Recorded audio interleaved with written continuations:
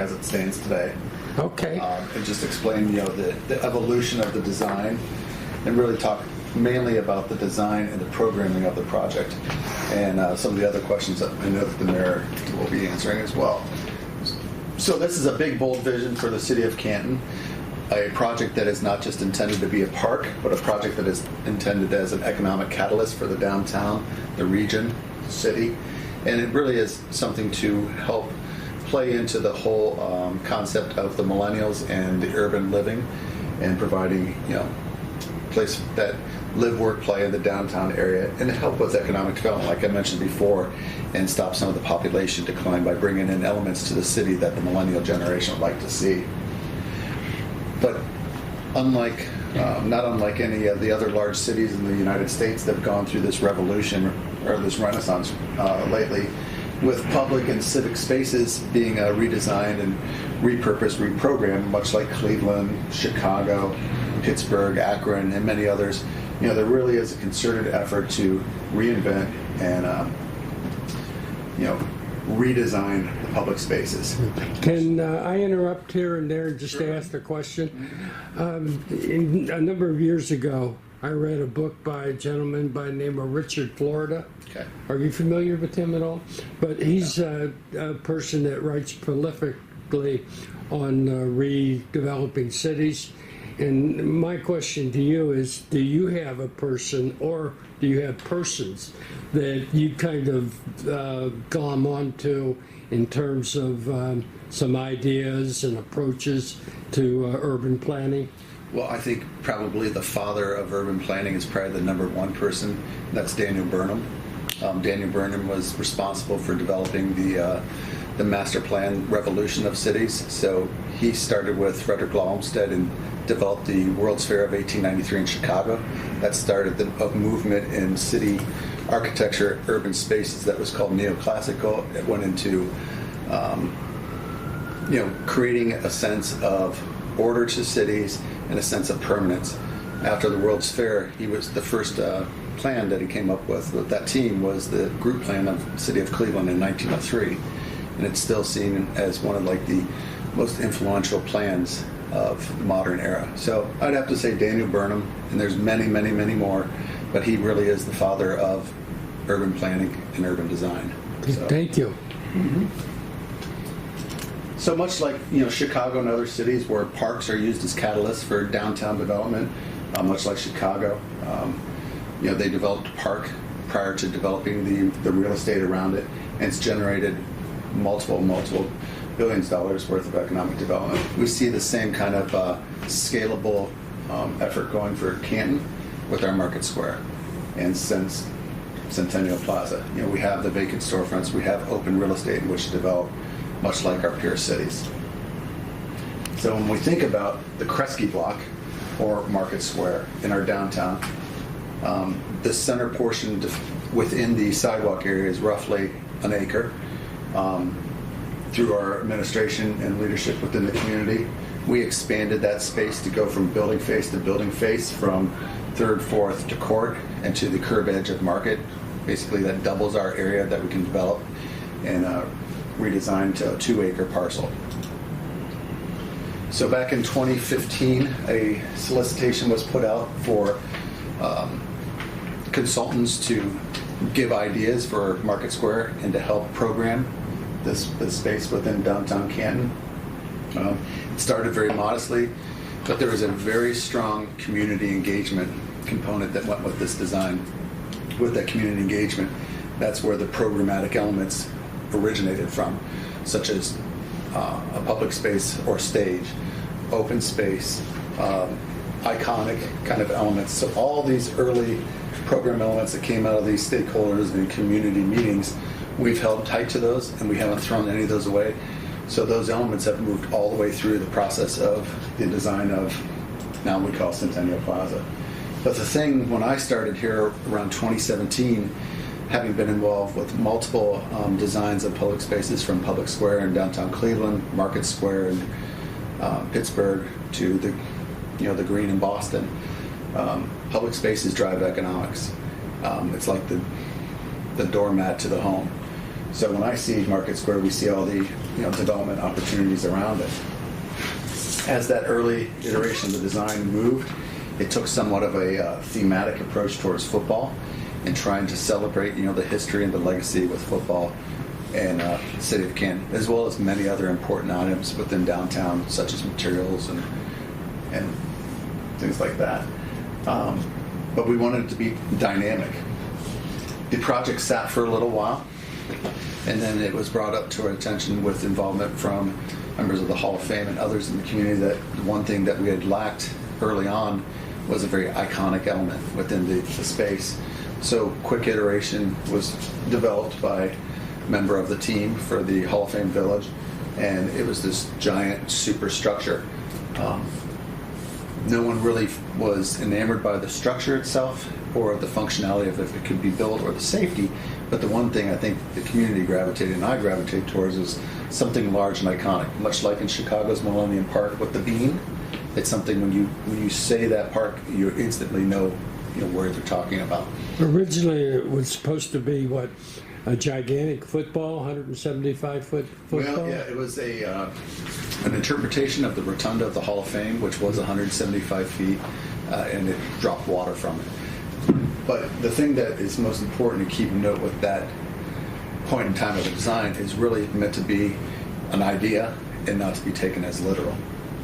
So the project sat for a little while as we went out with the community, and the mayor led the charge for issue 13 and the raise of the income tax, an effort to help the city, but help the city with economic development, provide seed money for grants, provide money for different projects throughout the city, not just the Centennial project. After that was successful and that campaign died down, we went right back into Centennial Plaza, amongst other things in the city, to move it forward. So we re-engaged with the design team, the original design team that met with the community, and they took those elements and they further refined it, showing the stage, outdoor seating and dining area, outdoor public green, restrooms, which was something that was brought up by the community, overhead structure, and basically a very nice public civic green space. But as we moved through the design, once again, the one thing that was lacking was, what is that big iconic element that when you mention it, you really have a sense that this is Canton. So the design team put their heads together.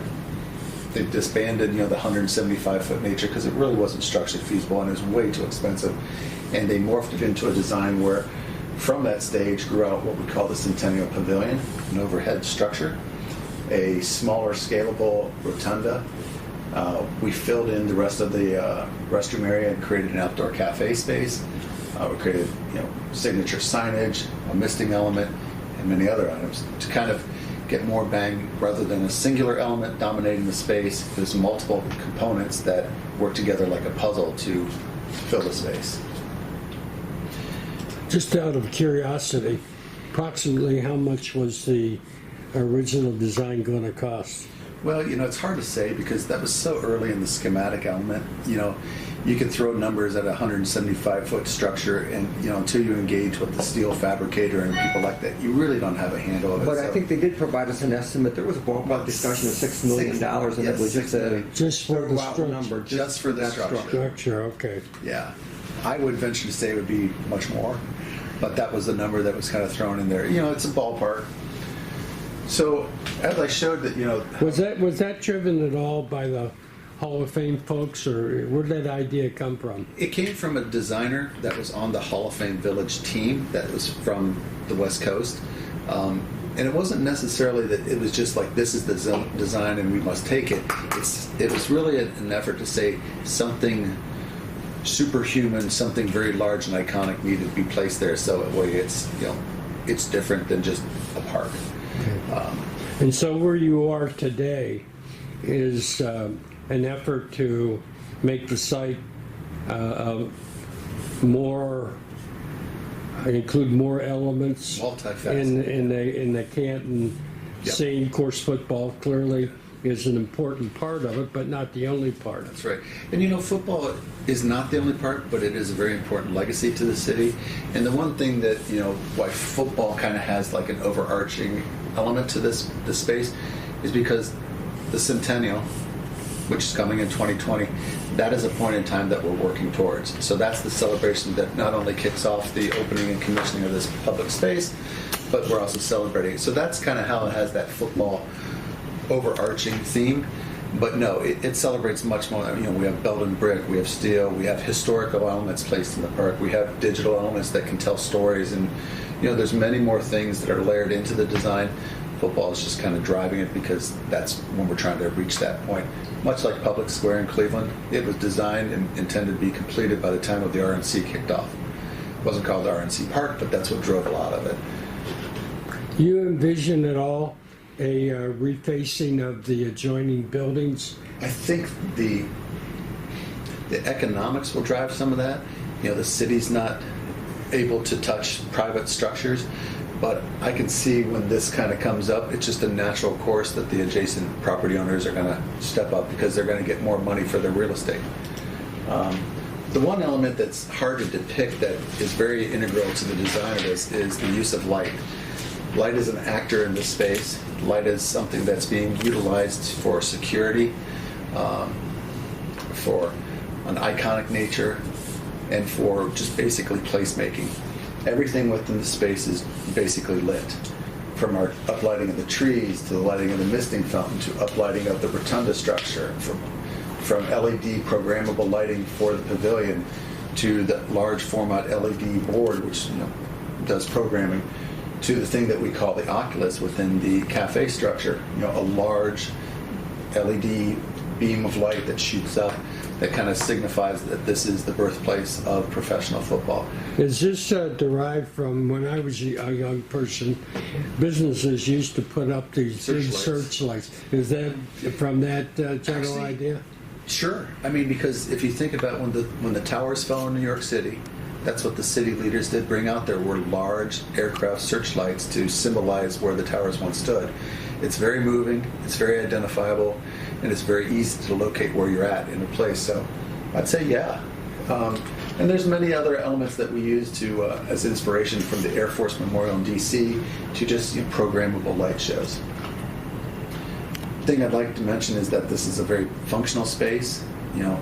And so an aspect of this, and this, you'll get into this when we talk about programming, is light shows in and of themselves can attract people. Yes. I mean, one of the things that I hear a lot about is what's going to bring people to downtown Canton on a continuing basis. Right. Not just the Centennial celebration week or day or whatever, but what day in and day out. And so this is one of the aspects of That's that. right. Yeah, the lighting within the Centennial Pavilion, we can program scenes. So liken the light scenes to the Bellagio fountains in Las Vegas, where it has a movement, it's tied with music, and it really has a sense of theater to it. We have the ability to do that, and it is part of the project and part of the design that we have that programmable element to the plaza.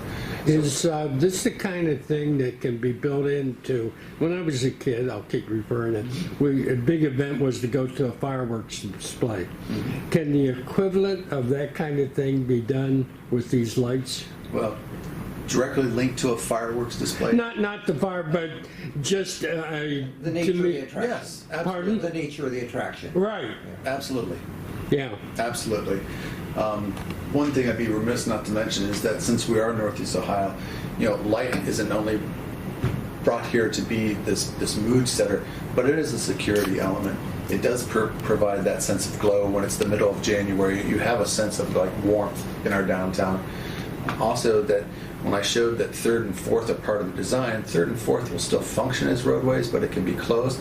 The one thing we have done, we've raised the elevation of the road so that way there's no curbs on 3rd and 4th. There is a truncated curve that moves water, but not your traditional 6-inch curve which separates traffic from pedestrians. It's meant to be a very pedestrian-driven space, but a multifunctional space. We've also included, as you can see in here a little bit, these warming stations, as we call it. We've created 3 little areas within the wine and beer garden, which is under the canopy of the trees, that has fire elements, fire pit elements, gas fire. So that way there's movable chairs, movable tables. You can structure the space how the groups may want, and yet you have that warmth, and you're still adjacent with sound and video to the overall stage as well. Is there going to be a place in the design for vendors to come in? Yes. So 3rd and 4th, as I mentioned, don't function as streets, but yet they still have that, well, they function as streets, but they have the ability to be closed down. We've also designed them a certain way so that way traffic can move, and we can also line it with food trucks or farmers market or swap meet or car show. So we have the ability to use those spaces to line that with vehicles. We've eliminated the curb. We've eliminated the curb and the sidewalk, right? Will there be sidewalks at all on 3rd and 4th? There's sidewalks. It's still not between the block and the street, because the curb will be gone. That sidewalk will be gone. That's right. But there'll still be sidewalks then against the far buildings, against their walls. It will really read like Plaza all the way across. Right. Well, 3rd and 4th Street for that block will be eliminated, right? No. So No? 3rd and 4th. When we get to the drawing. Yeah, when I get to the drawing. See, it still functions as a road, but it closes down. But what we've done is we've raised the elevation so that way it reads as Plaza, but traffic can move through there when it's not an event, if you will. So, like I mentioned, very dramatic features. Like I said, this large overhead canopy is a lit structure, has light to it, as well as, it just has the creature comforts that you have to have in a park. Spaces where you Will these lights be on when there's not an event? Sure. So could there be a security factor about that, or no? It's a positive security factor, yes. Right. I mean, we have the ability to shut it off if we so desire, but it's on a program and it has the ability to run its scenes when no one's there. I mean, it's very automated itself. As well as, the creature comforts of the restroom. We build in the storage, that way we have a place to put all the chairs. So all those technical things that make it work right have been programmed as well. So here you can see, this is 4th, here's 3rd.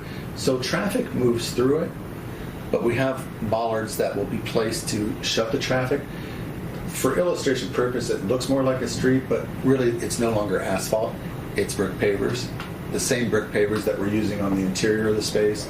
So that's why I say, the street functions, but it reads as the plaza. And you can see how before, the space was very much a public park, a downtown urban park. And then with that large 170-foot structure that dominated the whole space, now we've taken that iconic element and we've created multiple iconic elements and, grouped them together so that way they all work in harmony. What will the electronic board be used for? Anything and everything. So so imagine it's the draft, which is coming up this weekend. We're broadcasting the live pro football draft on that. So it's broadcasting from NFL locations, wherever it is, or if we're having ourselves. It's a high definition. It's a high definition television.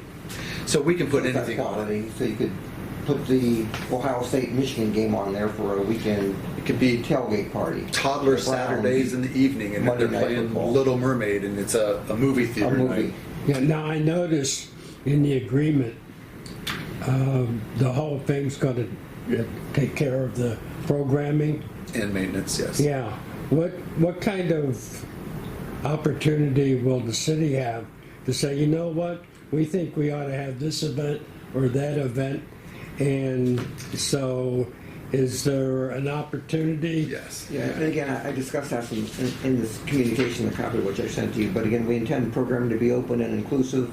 To that end, part of our planning is the creation of a working group to deal with, programming, which include not only the city, the Hall of Fame Village, Visit Canton, which is important, Arts and Star, Palace Theater, the Chamber, Gervasi, and the repository. So people that are doing a lot of programming now, we want them involved in. So it won't just be programming the of this. Hall of Fame's call, right? That's right. No, but they are the administrator of that They're programming. kind of a facilitator Yes. more than a decider. That's right. They're the calendar keeper.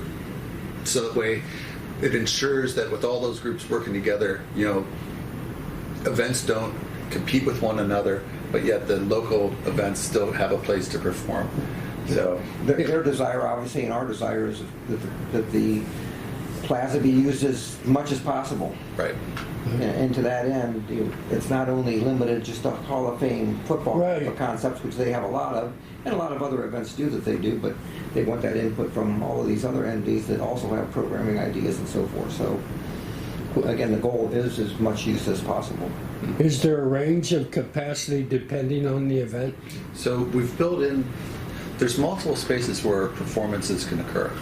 So of course there's the large stage, the center stage. Also underneath. Why don't you go to one with the better, because it's not quite yet the final. This is now the final design drawings. Those were the concepts, as I mentioned, as we move through the design and it's grown. Right. Now we're in April of 2019. So this is the final right here. This huh? is where we're at today. This is what we're building in illustrative form. So you can see that the main stage is located here. We have a secondary stage underneath the rotunda. There's performance areas that can be out by the sign. So there's multiple venues that we can perform. The center oval shape of the plaza, that has a capacity of about 2,500 people. Okay. So you can just imagine just doing quick eyeballing. You could double that easily with the outside spaces. One thing to pay note of, you see the little rings here. So with the stage, say that's level, right at ground level. It drops down about 3 feet below the stage, and at the end of the open green, it raises up another 3. So we've taken the elevation and we've canted it much like you would in a movie theater. So that way you're not looking at the back of someone's head as you're viewing some sort of any of the performances. You're seeing over them in a stadium setting, so that way you can see the performance. For the overflow, sometimes people go to events they can't get in to see the event, and I've never quite understood why a person would want to do that, because it seems to me that you're just there, that you really can't partake of what's going on. Will that be a factor here or not? I think people will. See, I'm the other way. It's much like when you tailgate, say, for Notre Dame versus Florida State Right. at the Notre Dame football field. Even though you're not in that stadium, you're still part of that energy that's outside of it with Okay. tailgating. And So- you think people will buy into that? I think people will use this space where they can sit here. We still have the sound ability. We're pumping sound into different spaces. So you could be off here. You may not be in the main space, but you're part of the entire vibe that's going on. So I think they will. And I think it's proven in other locations that it's kind of what they do. Do you envision having music at Yeah. this site? Yeah. And of course, the following question is the noise factor. Well, there's more noise restrictions already built into our codified ordinance for times and days that performances can occur. But as far as noise, yeah, there's going to be noise going on, and that's a good thing. And Right. live in the city, I'd rather hear, a lot of people laughing and having a good time than crickets chirping. Okay. So where I'm going with that is I've heard that, of course, the Rankard building Sure. just changed hands, and I've heard that one of the ideas for the Rankard building is to make suites or Sure. condominium, and of course those people may or may not appreciate what's going on over in If you're moving Market to an Square. urban environment, you know what you're moving into. If Okay. you take it for downtown Columbus, Cleveland, Cincinnati, any other city for that matter, think about the development that's gone in downtown Cleveland You're and how choosing to have you're that kind of choosing to be activity part of that around you. activity. I know I lived in Boston, right in the heart of it all. I mean, fire trucks go by. I mean, that's just as much a noise that you become accustomed to in that urban environment. For the So people who are noise averse should be perceptive enough not Oh, to yeah. live here. They're moving here for this amenity. They're moving for this to be their front yard of their home. Right. And but yeah, there is going to be noise. We have sound built into the entire space as well as lighting. Here's another view looking into it. You can see the stages here. We've since taken that large format LED projection board, a large TV. You can see that gridded pattern. We've moved it underneath the canopy for safety, security, weather protection, and ease of operation. Plus, just for the simple use factor, if you're standing back here, it's at your line of sight, and the screens say Tom Bernabei and the 3 sidekicks are up there playing a concert. They're playing, but meanwhile the backdrop is the TV, showing close-ups of them. So we've moved that under here. You can see how we've positioned all of our lighting and our soundstage lighting that the hall would need or any other performance would need. And as well as this pavilion structure. Before it kind of looked more like an arbor that you would see at any garden or a Stan Hewitt Hall or something. We've now made almost a Calatrava structure where it has some nice undulation. It's become a piece of art itself. So from a structural standpoint, it's very graceful. But then you hit it with all that light and that change and that sound. It really is a dynamic piece. And then you have the rotunda. How about winter usage programming? Sure. It's just going to be a situation people know it's outside, it's cold, and come clothed accordingly, Sure. right? Let the ice festivals occur. Let many of those things occur. That's one thing that I mentioned to But obviously, I would anticipate that there would be much less programming, in the winter. Going on. Is that right? Okay. Here. But it'll still occur. And in the summertime. The green is artificial turf green, so that way we don't have that nuisance where we have to shut it down because overuse of the lawn. Right. Or the mud. I mean, we are tying football and say it's a Monday night watch party downtown. It's the Browns versus the Bears. You're not standing in mud. You're standing in a nice surface. We've created nice circulations. We've created enough landscape, softscape materials and trees and shrubs and plantings to be attractive and soften the hard lines of the downtown environment. At the same token, this is not intended to be a botanical garden. This is not going to be like this maintenance nightmare where you're out there pruning and weeding every day. It's simple in its nature and simple in its function. Another view where you can kind of see the undulation of the pavilion. You can kind of see, although we're not 170 feet in the air, we are 70 feet in the air. 70? And 70 feet is a nice compromise, because you got to take in the human scale. As a 6 foot average human, 70 feet is superhuman nature, but it's not so big that you can't take it all in, like the Arch of St. Louis. So we feel that it's very proportional. On the maintenance factor, what if the city fathers and mothers don't think that the Hall of Fame is doing what it ought to be doing in terms of maintenance? Is there any recourse, other than getting into litigation? We right now that agreement is not drafted yet. We're Right. in the course of drafting that agreement and working that out, and we've had that kind of a conversation. Okay. Need to work our way through that kind of language, I think. Okay. Another view of our stage and a view of our restroom/cafe structure. This structure is not intended to be a restaurant, compete with sitting table service restaurants within our downtown. It's merely meant to be another option. It's almost like a food truck without the wheels. It's just a cafe. It's a counter service kind of setup. Very limited space to sit down with inside intentionally, so that way most of it's driven outside. But yet it's another space that can be used for multiple purposes. Say it's a large concert downtown. This could be the green room for the band or the group before it. Say it's Ed Reed's being enshrined or some football players being enshrined before they go to stage. This space can also be used as a space to cue them onto the stage. Once again, it's going to have TV and camera ability as well. And like the mayor mentioned, we are working with the Hall of Fame to be our programmer and maintenance to the point where we've set up this space that way it's very production worthy. They can plug their cameras in, they can broadcast directly to the NFL Films, NFL Network, to ABC, NBC, whatever we may need.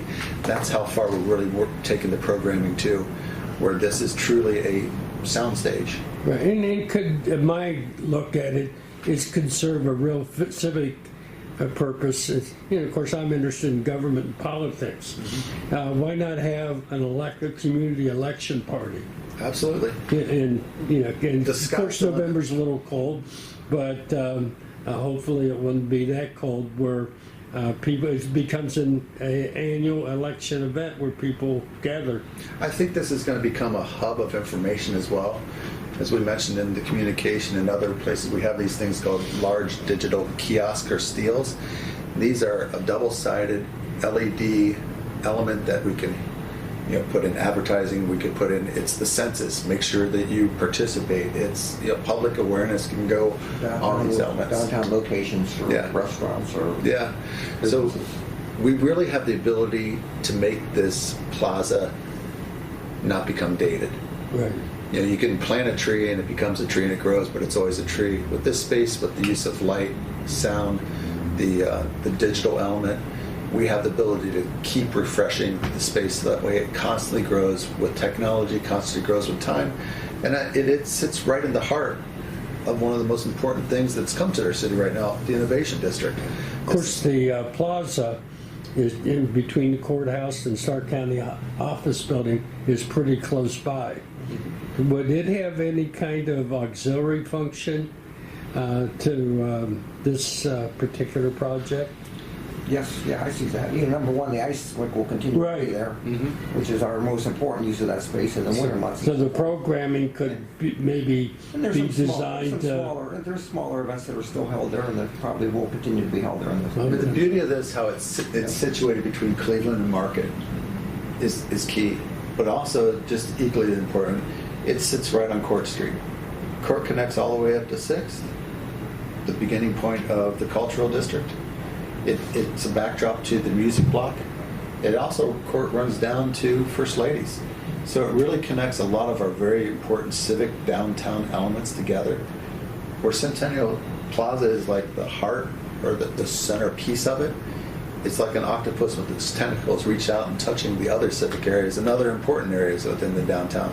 Right. So it's not to diminish or belittle, but say a busload comes into First Ladies and they want to see that, and they're on their walk up Court or Market to Bender's to eat, they're going to make a natural stop here as well. So it increases the length of time in which outsiders from our community will stay in our downtown and hopefully spend more of that money and hopefully enliven more of the economics of our downtown. So, not to mention, we talk about the outsiders, but what about the workforce that's already here every day? A nice day like today, you can't tell me this place isn't going to be loaded with people coming out of those offices and starting to communicate with one another and really have that dialogue and create the downtown the way that the forefathers really designed cities to be used. Probably more appealable if it's more than just an entertainment facility. Sure. Civic function, a social function. Well, anybody during the course of the day, all these seat walls, it's places to sit, places to hang out, places just to take a break. And it still has the function of, it's a transit station. It's still on Sardis bus line, and it's going to be one of the best places to wait for your transportation in the city. So. As part of the overall comprehensive plan, is it to be a water park? Is this to be a water park? No. Is there one to be? I've heard talk that there's supposed to be a water park. Is that true or not? There's discussion that there may be a water park as part of one of the designs of the Hall of Fame Village. Yes. Oh, but not here, not down there. Okay. Yeah, not our comprehensive plan. Part of the Hall of Fame Village. They've okay, talked I about get that. it. And we made it an important part because talk about water. Central Plaza already is a water feature downtown. We don't need another one. This has a misting element, which is very attractive, but that's one reason we stood away from having just water in that maintenance activity. Why compete with what we already have that's really nice and works well? So that was my complete discussion of what the plaza is and how it's grown and evolved. It's kind of like a child. You give birth and it grows up. That's what we're at now. Okay, well, I've read Mayor Bernabei's letter to council, which was very thorough, and so I'd kind of like to go over some of those points. Okay. This, by the way, I just grabbed this off the back. Don had given to me this just earlier this week. This is where the engineers, the architect design people are with regard to putting this kind of thing together. That's just that one picture of the cover, but this is just all the architectural design details that go into putting together this kind of a park. Wow. The structural steel and impressive. Anything and everything. It's obviously an impressive document and an extraordinarily large amount of work. MKSK, I think, has hired 7 or 8 subs that have expertise in each of these individual areas. someone to do the stage lighting, someone to do the sound, Someone someone to to do do the the structural turf stone. field, somebody to do the pavers and the street work and so forth, somebody to do the rotunda work and so forth, the cafe. So they're the ones then that actually come up with these individual specific right. engineering and architectural designs and so forth. Well, if we could get you in this chair here.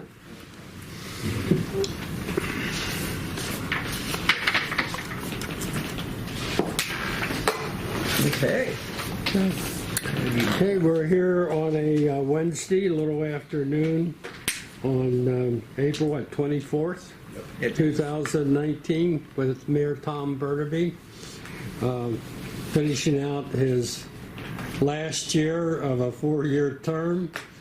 And we're here today to talk about, basically, from my perspective, the Canton comprehensive plan, the implementation of that. Of course, a key part of that is a specific project called Market Square. And just to kind of give folks an overview, you're 3 years into your term, plus, what kind of progress do you think Canton has made under the Tom Bernabei administration? Actually, I didn't know that you were going to ask me that question because I kind of keep track of those kinds of things, but it's in a different file, and Okay. it jogs my memory specifically and so forth. But Because I think we have made a lot of progress. Obviously, and you remember well, we started off with a very difficult challenge that affects everything, and that was a budgetary challenge of the $5 million plus deficit. That affected Canton and its operations and city government's operations for well over a year to a year and a half. That has all been stabilized, and we're in a very good budgetary situation. Canton's tax base is always a challenge because, again, we have a lot of poor people that live in the city of Canton as part of our population and so forth, and that does affect revenues and so forth. So it's always a challenge for Canton, as it is for many other urban areas and so forth. But we have been in a good and positive budgetary situation for like the last 2 years going forward. Everything is very, very positive. We were able to pass Issue 13, which was a very significant step forward. Issue 13 added an additional 0.5% to our income tax.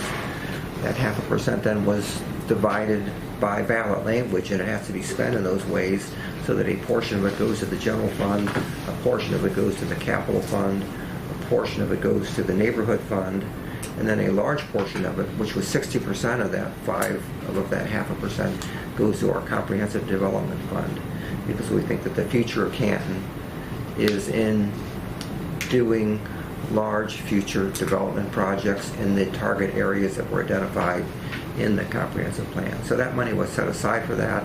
This particular project comes back to that because we were funding this particular project not with money that we use for general operations, not for money used for police or fire or safety or building or otherwise. This is money that is specifically designated from our income tax fund for these kinds of things.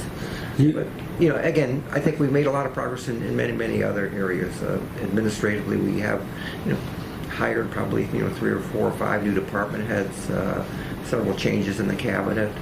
Everybody that has come into city government is working at good capacity, and we are accomplishing a lot. I think we are operating, more efficiently and more immediately. One of the things that I always ask for, and I continue to ask for, and that is, let's get things done, today and immediately, tomorrow, or even yesterday if we can, and let's not sit around like government is capable of doing and talking about it for weeks or months and then even forgetting it.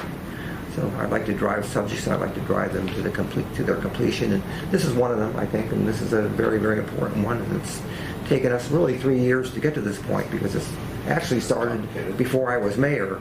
The initial designs of this were begun. The comprehensive plan was begun before I was mayor. So the idea actually is older than the announcement of the Hall of Fame expansion, right? I think I recall when you made the presentation up at the Stark County Community Foundation. Okay. You talked about 2013. This began, and again, I would have to go back and look at that date, but before I was mayor, the Chamber of Commerce, I think, spent about Yeah. $25,000 to do an initial design on what the Kresge block could be. Actually, I think that first slide that you have, may come from that initial, just an initial look at what could be done with that block. So Right. this goes back to probably 13. By 2015, we had not yet gone out and done an RFP for an architectural firm, because we did that in 2016 when I was mayor. That was the first major step that took this thing forward.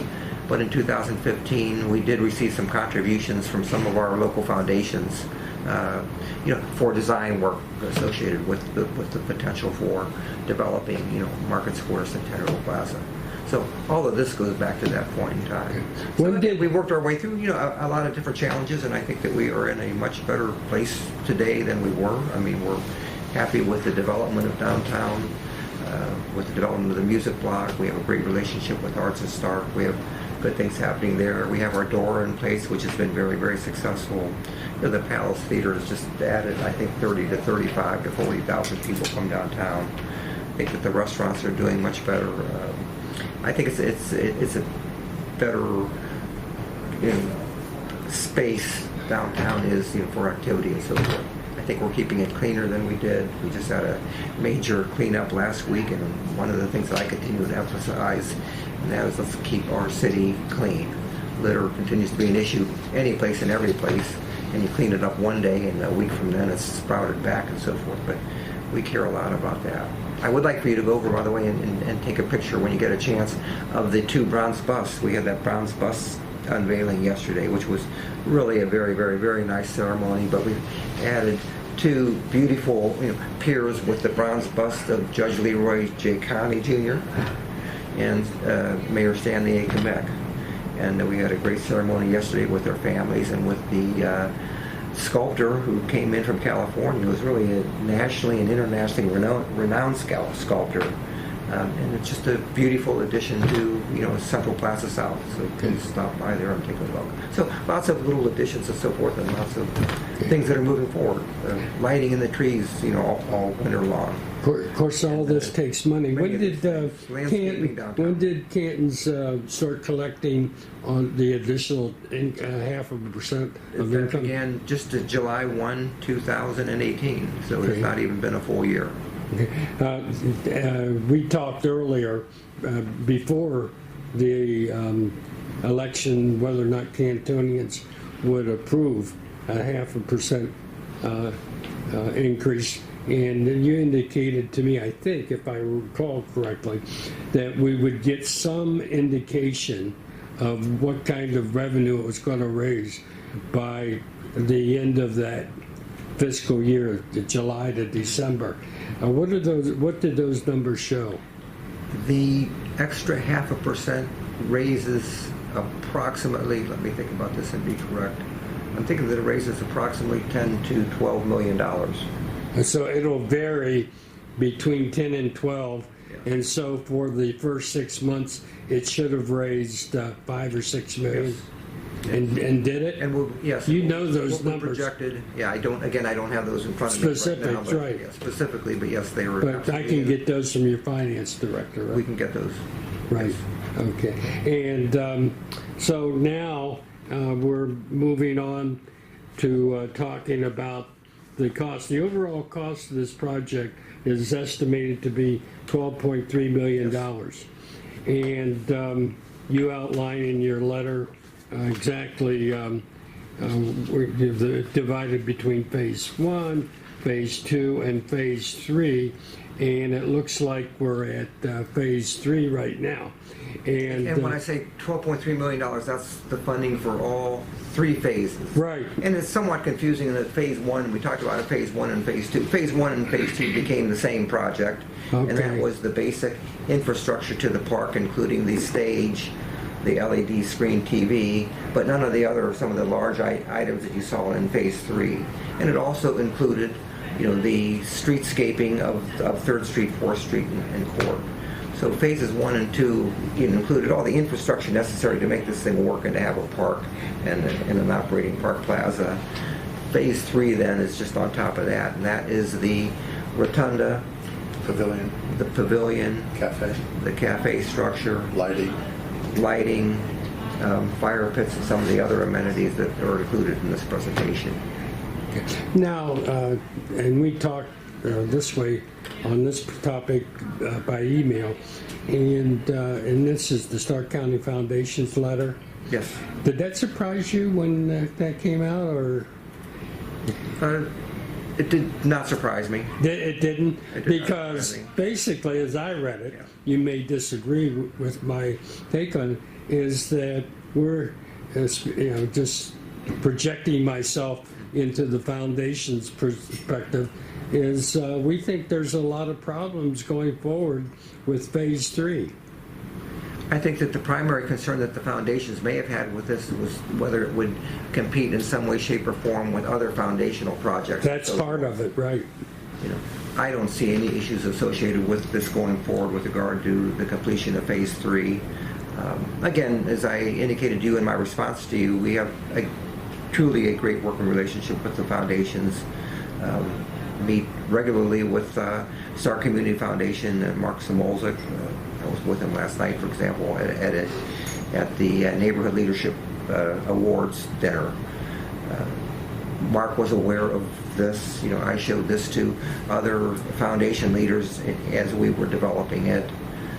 We did not intend to ask the foundations for funding for this, and we have not asked the foundations for funding for this. They did assist us early on with some design. Phase 1 and 2, right? I think, Just design. just design work. Right, Again, okay. not actually for the construction of it, but for design work for it. So we probably have received, actually from the various foundations, I think $300,000. I believe 3, and it may be $400,000 actually, but for funding of that. But they, again, we did not go before them, and there is a capital campaign committee that looks and vets projects that are seeking funding from them, and they attempt to prioritize, how significant is this project versus that project versus this year's funding and next year's funding. We reached the point with regard to this that we realized that to accomplish this and to accomplish it here and now, our best opportunity was to do it here and now, because we have the opportunity to showcase this for the September 2020 Centennial celebration. That brings the Hall of Fame into this as a very, very major player, and it was just a great opportunity to say, we have an end date in sight. If we don't get it done at this point in time, we don't know when we will get this additional work done on this thing. So let's make our best efforts to proceed with this. So is it... In part of my letter, if you Right. which I included, was even when I went down on phases 1 and 2 back in June of 2000, and that was 2018, even when I went down with that, we discussed the fact that should funding for the third and final phase become available between now and the completion of the design drawings and bid documents, that phase can be implemented into next year's construction. So we even were thinking about the potential of doing this then, but at that time we didn't really have the right design, because that's when we still had that 175-foot sculpture that I certainly didn't like, many others didn't like, our design architect didn't like. I don't think Don was comfortable with it, and many people weren't. So we didn't have the right design, we didn't have funding in place, and a third issue that's always been really, really important to this has been programming, and we didn't have. How is it that you didn't have the right design? Who was not in? Well, we had the underlying design, the concept. the large, again, what do we call that?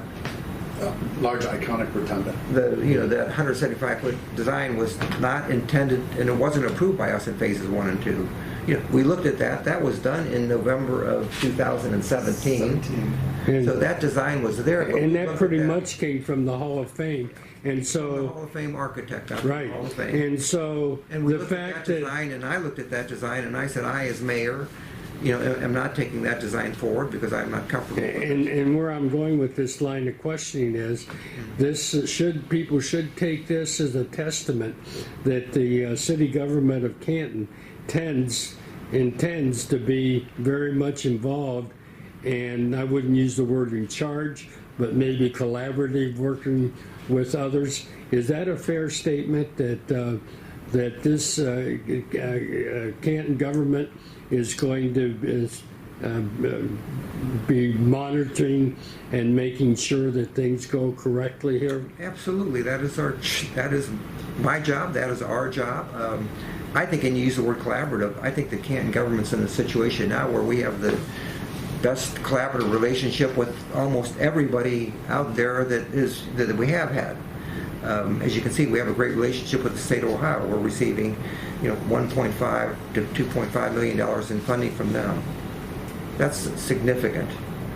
We're receiving, and again, we have never, ever, to my knowledge, in the history of downtown, has there been private fundraising for a city governmental project. Yeah, how much it was, what, new, 2 point... different and first, and that is, again, because we have such a good collaborative relationship with everyone out there. I think that there is a respect for what city government can do, and we have a respect for what everybody else does do. We have a great relationship with, Arts and Stark, with Visit Canton, a good working relationship with the commissioners. We have a very, very good working relationship with the foundations, even though they've chosen not to, support this particular project. And I am comfortable with that because the foundations help us on so many other projects that are so very, very, very important to us. So the fact that they chose not to help us with this one was okay with that and was okay with me. And of course, I expressed that to you, and I've expressed that to them. Well, in private fundraising, you say, when you wrote the date of this letter, there was 2.1 million raised. Is that where it stands pretty much? That is when actually it's closer to, I think it is probably close to 2.5. If it's not 2.5, okay. It's 2.45 or something like that as of today's date. Is the general public going to know who made up those private donations? I do not know. I mean, that's going to be up to the individual donors as to whether they want their gift, publicly disclosed or not. So I do not know whether they will or not.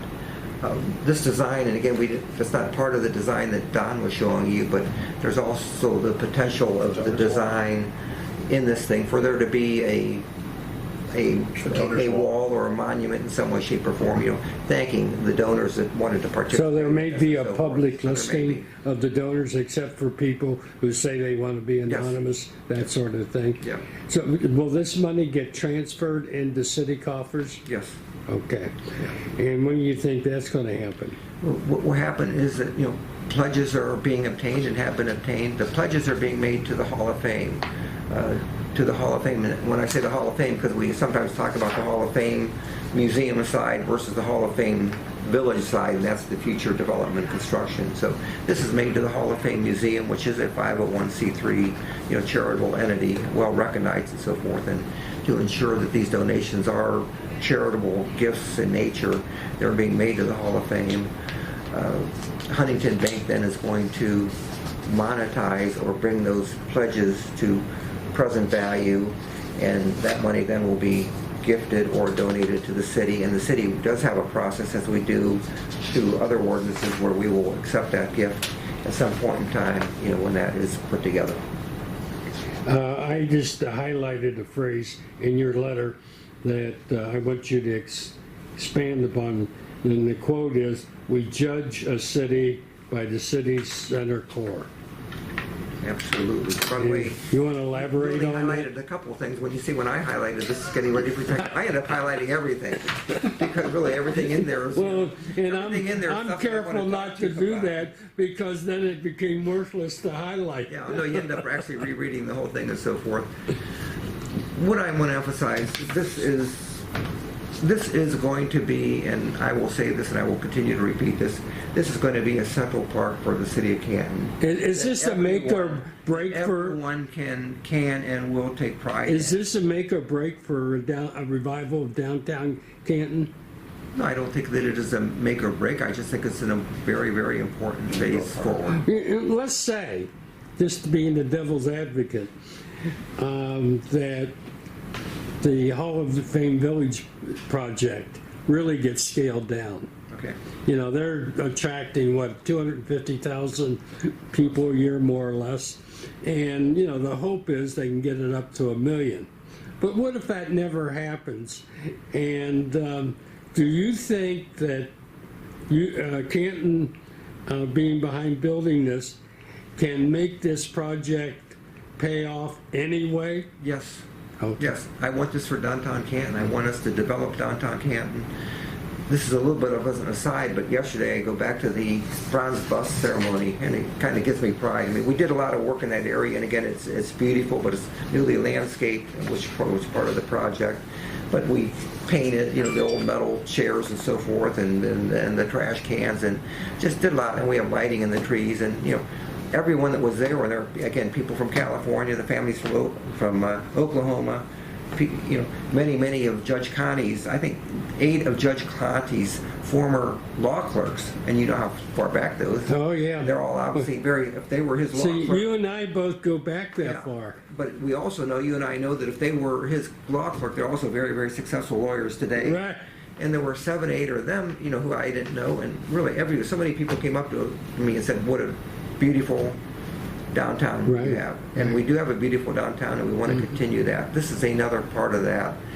I do anticipate the Hall of Fame in the next stages to be successful for a variety of reasons, and we can talk about that on a different date right. or even later today and so forth.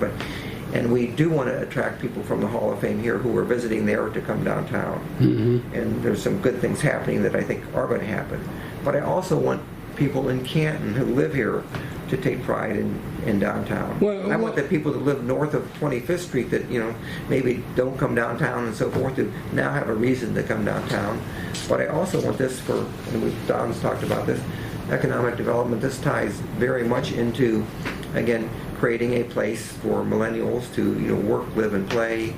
And it ties into what we're trying to do with our innovation district, which to me is very, very important also. So this is not, the Hall of Fame does not make or break this transaction. Okay. Obviously, we have a great partnership.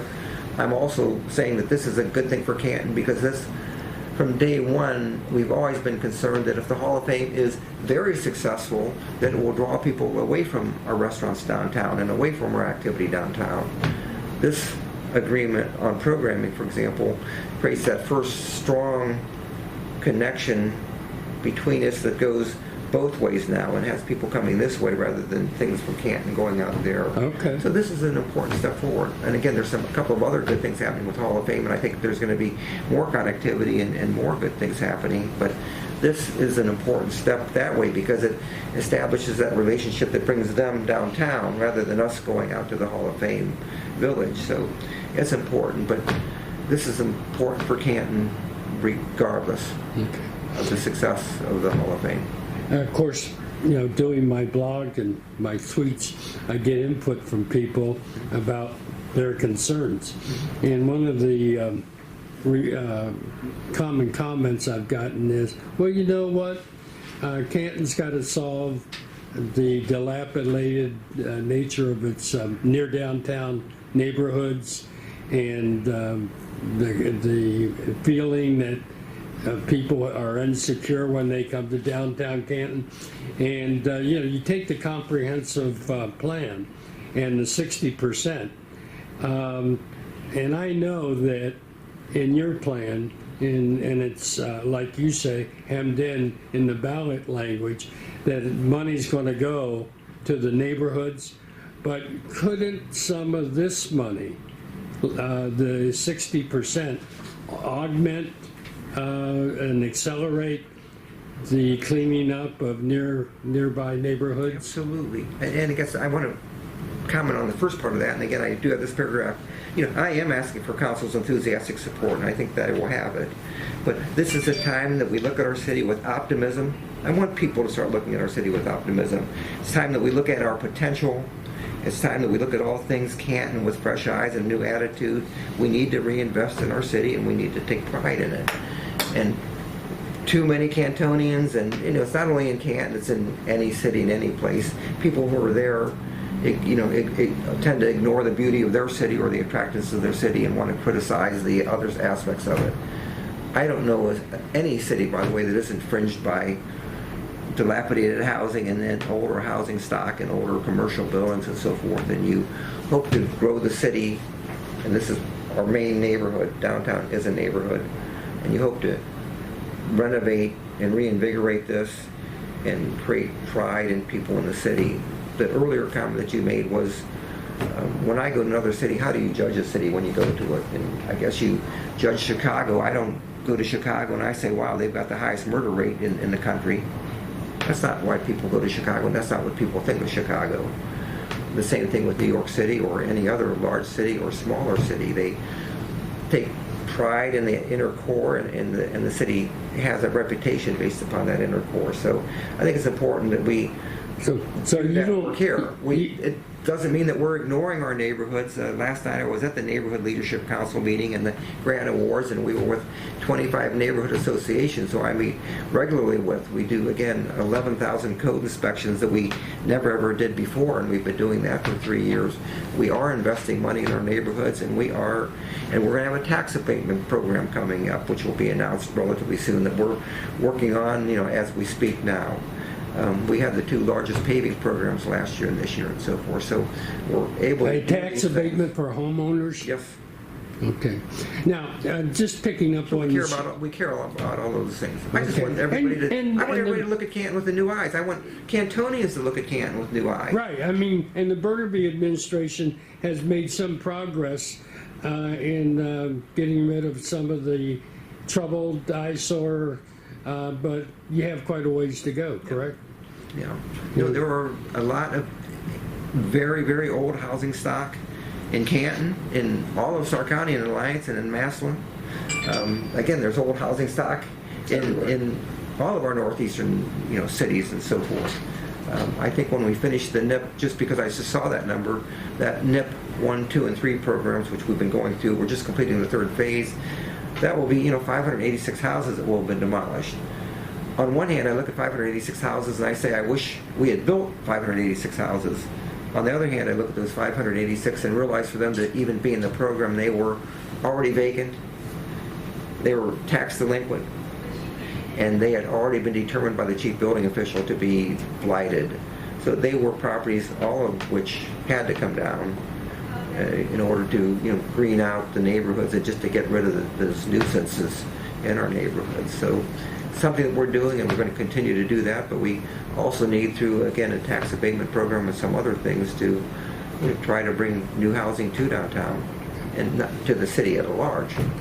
Let's focus on the safety forces just for a little bit. Police, fire, EMT. Mostly my focus is going to be on the policing.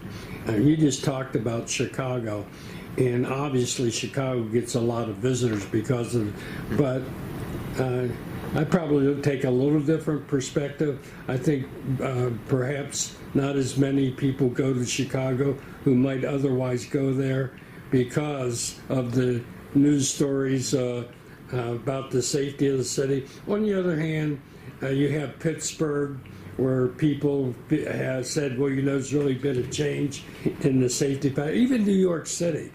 So from my perspective, it's at least important that people perceive that they're safe. Now, does the money that you, being the mayor of Canton, that with a 0.5% increase, does that free up the city's ability to beef up its, let's say, the police force? Well, on the fire side, just to make sure, we have added 10 firefighters to our force, so I think we were traditionally at 144, and I hope I got the numbers right. I've got to double check this. Either we went from 134 to 144, or we went from 144 to 154. I know that we just increased that by 10. Is that because you have more money? We have more, we are using a SAFER grant, but the funding of SAFER grant requires you to have your own money associated with it in order to continue the funding and even to pay a portion of the initial funding and so forth. Had we not had more money, we could not have accepted the SAFER grant. Okay. You have a choice actually to accept or not to accept a SAFER grant because, again, they are 3 years of grants, but they are declining grants, and during that 3-year period of time, you have to maintain your force. So I can't take 10 new officers and allow another 10 to retire. When I take 10 new ones, I have to keep the force at that level. So money and funding is very, very critical to even accepting grants of that nature, and you intend to continue forward. We didn't hire 10 new firefighters for the purpose of trying to keep them here for 3 years and then reducing the force again at the end of 3 years. So, income tax is critical to that. On the police side, I think that we're fairly well comfortable that I think we're at the level of 165. I've had these conversations with the chief. Do we need to hire some additional officers? I think he is comfortable with the force. We have special programs, directed patrol programs and special overtime programs, particularly in the spring and the summer months. Is crime lessening in Canton? I'm sorry, what was Is crime lessening in Canton? I think the crime is lessening in Canton. It's something that I watch very, very closely. I think the trends in Canton, again, reflect, all urban crime, and I can't exactly explain why, and I don't know how to explain why, but, when murder rates go up, in one city, they tend to go up in all cities because the same causes of urban murder, for example, are consistent. And that may be, drug use, it may be, new weapons on the market, it may be a new attitude towards, people carrying weapons, it may be higher velocity, firearms, there's just a wide variety of things, but they tend to be social and other kinds of factors that affect everybody equally, and therefore those kinds of rates tend to follow each other, from one city to another. One final line of questioning, and your city's planner, made Should I keep him around or not? He made an impressive presentation as far as I'm concerned. Mr. Angus, is it? Angus. Angus, Yeah, I'm sorry. Don Angus. Angus, okay.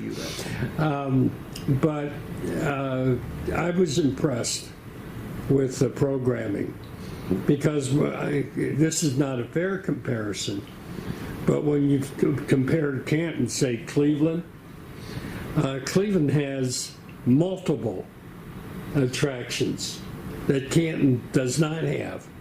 And it seems to me, my read of Mr. Angus is that the way Canton compensates is through programming. Is that a fair statement? Because, like, let's just take the Hall of Fame folks made a big deal out of getting the 2020 draft, NFL draft. Potential draft, okay. Pardon? Well, we haven't obtained a draft, but we attempted to obtain a draft. Right, and to me, I thought it was unrealistic from the beginning. And you might think I'm a naysayer, but I try to model myself after you. I mean, you're known as being a very analytical, directed person. I try to be the same kind of person. So some people say that's being a naysayer. I say it's just trying to put on reality. Absolutely. And looking at things. So when initially it was supposed just to be a Canton thing, and then I think it must have been somebody got in the ear of the Hall of Fame folks and said, hey, people aren't going to come to Canton, Ohio, because there's nothing to do in Canton other than attend the draft. And then, of course, they teamed up with Cleveland. And I think also, you had an NFL team in Cleveland, and it's also facilities for people to stay. Right. So it was unrealistic. It was unrealistic for our Hall of Fame folks to think they could get the draft to come to Canton, and even in the Cleveland plan, it was only going to be the third day in Canton. Well, who goes to I'm sure there's some diehards, but it's really the first day that really attracts all the attention. So my line of question is the realism of what the plan is. And what Mr. Angus came up with, and of course you participated too, is the programming. And that's what folks ought to be focusing on, because it's obvious that we don't have a dozen diversionary entertainments. Like Cleveland has that. Yeah, no, we can never expect to be a Cleveland or to be a Pittsburgh, but what we can expect to be is and be rightfully proud. We have just a number of attractions here. I mean, the Pro Football Hall of Fame, and we could just talk about that as the first attraction. It is a one of a kind. It is the most successful of all the professional, Hall of Fames in the country, by way of attendance and otherwise. Everyone is a little bit down with regard to the Hall of Fame only because all of the optimism that was associated with everything that was going to get accomplished in a fairly quick and maybe too quick of a schedule of build-outs, has not happened. I also like to mention, and I did mention it in this letter, I mean, at the same time, in the last 5 years, when I look out there, there's $200 million worth of development that has happened out there that I'm very, very glad that happened, and it's a great thing for Canton. Obviously But just so like a good part of that is the stadium. Yes, absolutely. And David Baker himself, and I think you were at that meeting where Canton Council went up to the Hall of Fame. I videotaped that. And David Baker himself says that nobody wants to put money into a stadium. 130, because you talk about return on investment. And it sounds to me like what you folks in Canton have done, there'd be a return on investment. But the football stadium, I mean, you say 200 million, but isn't the 139 million, which I think is a very conservative figure, isn't that kind of, I don't want to use the word wasted, but couldn't that, Mayor, it started out at 22 million, and then it got to 139 million. Well, 22 million was not a new football stadium. 22 or 30 million was the renovation of the old Fawcett Stadium at some point in time. Right. I mean, when they decided that they would demolish Fawcett Stadium and build a new stadium, then that cost, I don't know what the initial cost was. This is something that Mayor Tom Bernabei would never ever do. If you didn't have the money, you wouldn't do it, right? I would not do that, and government could not do that. Private enterprise do that because they have different ability to raise capital and so forth. Yes, I think that they made a decision, and I don't want to speak for David Baker or for Michael Crawford, but I think that they made a decision that they needed that first big loss leader because that is their first major attraction. That's an excellent phrase, by the way. They cannot get a large return of investment on that stadium, but it was a necessity in order to attract all the other activities that they hope to attract in the future, are attracting in the future, to include scheduled concert programs. I just want to emphasize that $200 million, when I said that, I was not referring just to the stadium. I'm also referring to the 5 athletic fields going to 7 or 8, which are really significant. They have, to my knowledge, 150,000 people coming into that for that use, which is very, very good. I mean, they've done, and there is money to be made there, and they are making money on that. And all of the next steps that they take are going to be items in which, a return of capital from their perspective is going to be first and foremost in their minds. So I think it is, I guess I use the term loss leader. I don't work for a Hall of Fame. I'm part of them, but I think that it was an investment that they had to make in order to have that stadium there to make everything else work.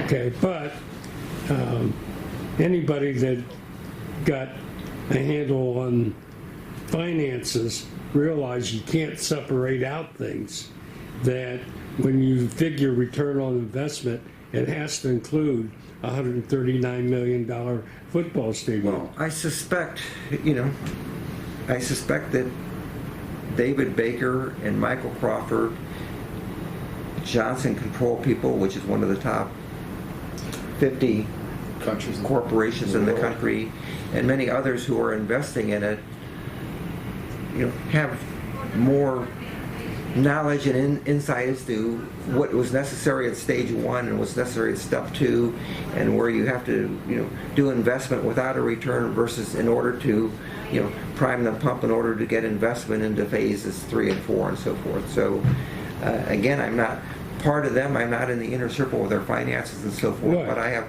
confidence that the people that are there, Michael Klein and people of that nature, fully understand and comprehend those markets much better than you and I. So Yeah, well, I'm not going to sit here and I completely take pot shots at it because I well, defer to them and I with regard to those kinds of things. And I completely agree with you. Whatever the private sector does, they take their risk, Yeah. and they either get a return or they don't get a return. However, my focus has always been the public money that's in that. Does it trouble you at all that, Canton put $5 million into it? Does it trouble you at all that there's no specific accounting for what happened with that $5 million? No specific accounting was asked. There were no strings attached to that grant. It was considered to be, and again, I was not mayor when that grant was made. Right. It was considered to be money that was necessary to, again, prime the pump of other funding, which I think led to the state of Ohio putting in $10 million, and it led to Tom Benson putting in $11 million, and it led to what other sources of funding that they have, and so forth. All I can say is I can look out there now, and I do see $200 million worth of investment. Whether there's a return on investment or return on capital or not, that's not for me to worry about. That is going to benefit them, and I think it is going to benefit Canton. Okay. Philosophically, for instance, the commissioners just got a letter from the Hall of Fame folks asking for $15 million, I think, over 30 years of bed and tax, lodging and tax. I'm sorry, the Stark County Commissioners? Right, Okay. Stark County Commissioners. Just philosophically, when government provides, and of course tax money is taxpayer money, wherever it goes, shouldn't there be some accountability? I think that there will be accountability for that money. I mean, Okay. again, that was, and again, the history of that bed tax is that there was originally a 3% bed tax, and by state law, all bed tax has to go to the commissioners, who then in turn have to spend it with a Visitors and Convention Bureau, which is why the money goes to them. It can't be used for police, fire, sheriffs, jailing, or any other uses. It has to be spent in that manner. Then the legislature authorized another permissive 3%. And that was also adopted. So now when you stay in Stark County, you pay a 6% bed tax, which again is not significant compared to what you spend when you go to New York City or Chicago or Boston or any place else. I mean, it is a very inconsequential bed tax, and most of it's paid by visitors, and that's the beauty of a bed tax. But that second 3% then became additional money. It goes to the visitors to visit Canton, because again, by law it has to, but visit Canton. Part of the contemplation, I think, of that 3% was that 1% of it would go to Arts and Stark, and that has already happened. So Art and Stark already has an contractual agreement in place with Visit Canton and the commissioners, by which they receive 1%, and I think that they receive that 1% for 10 to 20 to 30 years. I don't know what the term of that agreement is, but again, that's 1% is $500,000 per year approximately. Right. When they put the 3% on, I think that it was contemplated and discussed even then that second 1%, a second 1%, would go to the Hall of Fame because of the significance of the Hall of Fame with regard to tourism in Stark County in this area. And then the third 1%, which is still there, would continue to go to Visit Canton to increase their share from 3% to 4%. So I think it's something that was contemplated.